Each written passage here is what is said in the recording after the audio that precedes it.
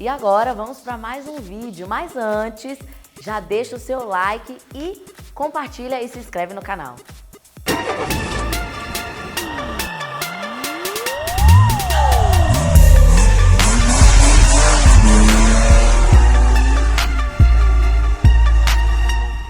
Meus amores, hoje eu estou aqui com o kit KC 6.3 da Audifone. O kit vem com um par de alto-falante 80 watts RMS 6 polegadas e meia, um par de tweeter com suporte e também um par de crossover.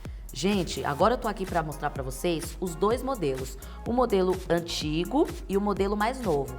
Qual que é a diferença dos dois? O modelo mais novo, que é o KC, além dele ser mais potente, ele tem o conezinho aqui do meio arredondado.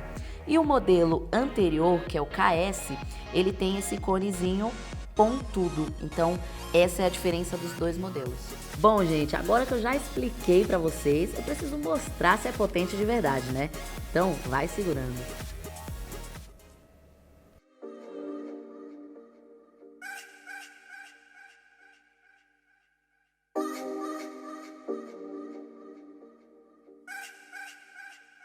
Lembrei daquela sexta-feira, pé descalço e poeira, menino que se achava dono da quebrada inteira, de bicando pipa, saudade dessa idade. Nunca tive nada, mas tinha minha vaidade. Entre o sonho da bicicleta, quem sabe a mobilete, carrinho de rolimã não atiçava as piriguetes.